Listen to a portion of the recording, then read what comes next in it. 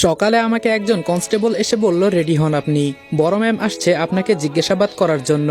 আমি কনস্টেবলের দিকে তাকিয়ে বললাম, কখন যেতে হবে আমাকে? কনস্টেবল বলল, আসেন আমার পিছু পিছু।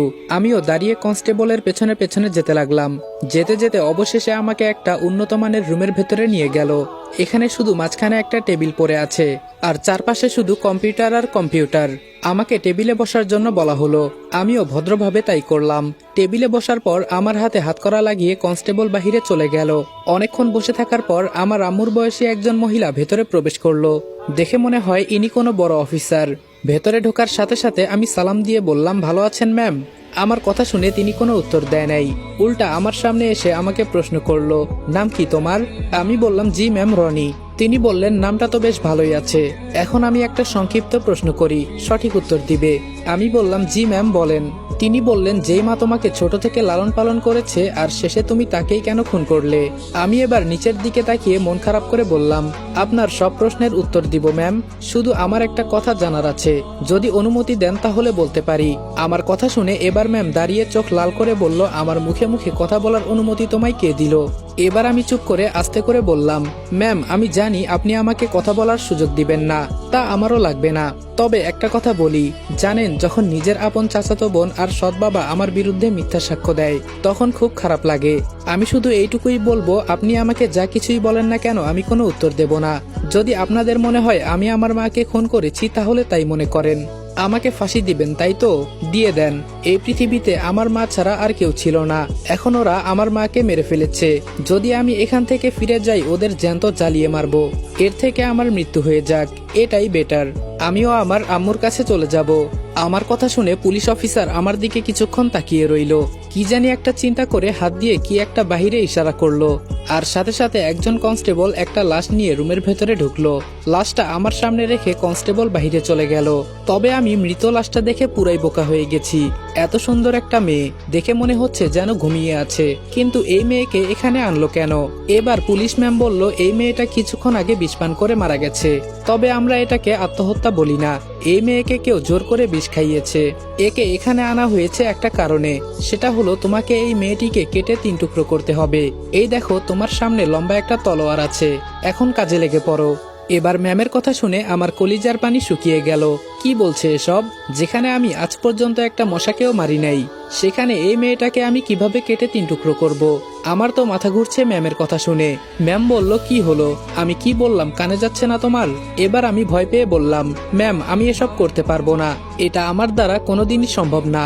এবার পুলিশ অফিসার আমার সামনে এসে বলল, দেখো তোমাকে খুব সুন্দর একটা অফার দিচ্ছি, যদি এই মেয়েকে কেটে 3 টুকরো করতে পারো তাহলে তোমাকে ফাঁসির আদেশ থেকে রক্ষা করা হবে আর তোমাকে এই জেল থেকে সসম্মানে মুক্ত করা হবে। আর যদি না পারো তাহলে মনে করো খুব শীঘ্রই তোমার ফাঁসি হয়ে যাবে। এখন তোমার হাতে সবকিছু, বাঁচতে চাও নাকি মরতে চাও? ম্যামের কথা শুনে আমার মাথা কাজ করছে না, তবে এখন আমার মনের ভেতরে শুধু এইটুকুই চলছে, আমাকে বেঁচে থেকে আমার আম্মুর হত্যার প্রতিশোধ নিতে হবে। তাই কাপা কাপা হাতে লম্বা ছুরিটা হাতে নিলাম। অন্যদিকে ম্যাম আমার দিকে এক নজরে তাকিয়ে আছে, তিনি দেখছে যে আমি কি করতে চাইছি। ছুরিটা হাতে নিয়ে মেয়েটার সামনে গেলাম, কিন্তু আমার চোখ থেকে টপ টপ করে পানি নিচে পড়ছে।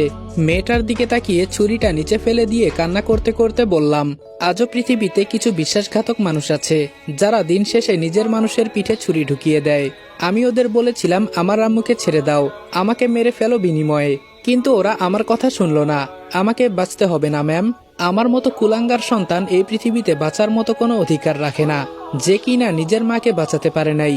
কিছুক্ষণ কান্না করে চোখের পানি মুছে আবার টেবিলের সামনে গিয়ে বসে বললাম, আমার দ্বারা এসব করা সম্ভব না ম্যাম, মাফ করবেন। আর কিছু না বলে ম্যাম চুপচাপ রুম থেকে বের হয়ে গেল। আরেকজন কনস্টেবল এসে আমাকে আবার সেই আগের জায়গায় নিয়ে গেল। আজকে প্রায় 1 সপ্তাহ হয়ে গেছে। রিপন আর মিতু আমাকে দেখতে আসে নাই, হয়তো ওরা আমাকে বাঁচানোর জন্য দৌড়াদৌড়ি করছে। এসব বলে আমি আমার মনকে বুঝাই, তবে আমার ফাঁসি হবে নাকি আমাকে ছেড়ে দেওয়া হবে এসব সম্পর্কে এখনো আমি কিছু জানতে পারি নাই। ওই যে ম্যাম গেলেন আর আসে নাই। আমাদের প্রতি শুক্রবারে সকল আসামিকে একত্রে করে বাগান মাঠ ইত্যাদি আরো অনেক কিছু পরিষ্কার করানো হয়। আজকে শুক্রবার, তাই প্রতিদিনের মতোই আজকে মাঠ পরিষ্কার করে একটু বসলাম। হঠাৎ করে একজন মুরব্বী এসে আমার পাশে বসলেন। তাকে অবশ্য মুরব্বী বললে ভুল হবে, তার বয়স অনুমানিক 40 কি এর বেশি হবে হয়তো। যাকে এসব দেখে আমার কি লাভ, শরীরটা আমার প্রায় অনেকটাই ঘেমে গেছে। হঠাৎ করে আমার পাশ থেকে মুরব্বি বলল, তো কি খবর মিস্টার রনি, ভালো আছো তুমি? এবার আমি লোকটার কথা শুনে পুরোই বোকা হয়ে গেলাম। এই লোকটা আমার নাম জানলো কিভাবে? এখানে তো আমার তেমন কারোর সাথে পরিচয় নাই, নিজের মতোই নিজে একা থাকি, কিন্তু এই লোকটা আমার নাম জানে কি করে? মুরব্বি আমার চোখের চাহনি দেখে বলল, আমাকে এত দেখার মতো কিছুই নাই, আমি তোমার সম্পর্কে সবকিছু জানি, আর আমি জানি তুমি এসব জানতে চাইবে। যদি আমার সম্পর্কে কিছু জানতে চাও তাহলে বলতে পারো, তবে আমাকে চাইলে তুমি আঙ্কেল বলে ডাকতে পারো। এবার আমি বলা শুরু করলাম, আমাকে আপনি কিভাবে চিনেন? আমার কথা শুনে তিনি একটা মুচকি হাসি দিয়ে বলল, তোমাকে এখানে আনা হয়েছে তোমার মায়ের খুনের দায়ে। আমি ঠিক বললাম তো? আমি বললাম, যা বলেছেন সব ঠিক আছে, কিন্তু আপনাকে তো আমি চিনলাম না। লোকটা বলল, আমার সম্পর্কে জানতে হলে তোমার অনেক সময় লাগবে, এখন আমি তোমার কাছে এসেছি একটা দরকারে, এটা শুধু তুমি করতে পারবে। কেন জানি আমার তাই মনে হলো। আমি বললাম, সে পরে দেখা যাবে, আগে বলেন আমার সম্পর্কে আপনি এত কিছু কিভাবে জানেন? লোকটা বলল, বলেছি না সবই বলবো, তার আগে আমার একটা কাজ করে দিতে হবে তোমাকে। আর একটা কথা বলতে ভুলে গেছি, তুমি হয়তো জানো না তোমার বেস্ট ফ্রেন্ড মিতু আর রিপন তোমার সাথে কি করেছে। তুমি চেয়েছিলে ওরা দুইজন বিবাহ করে সুখে জীবন যাপন করুক, কিন্তু তুমি হয়তো এটা জানো না ওদের বিয়ে আরো 2 মাস আগে হয়ে গেছে, কিন্তু তোমাকে এটা বলে নাই। তুমি হয়তো ওদের সত্যিকারের বন্ধু ভাবো, কিন্তু ওরা তোমাকে বন্ধু ভাবে না। আমি জানি তুমি আমার এসব কথা বিশ্বাস করবে না, তবে এই মুহূর্তে আমি জেলের ভেতরে আছি, তাই আমি কিছু করতে পারবো না। যদি তুমি বিশ্বাস করো তো করলে, না হলে আমি আর কি বলবো।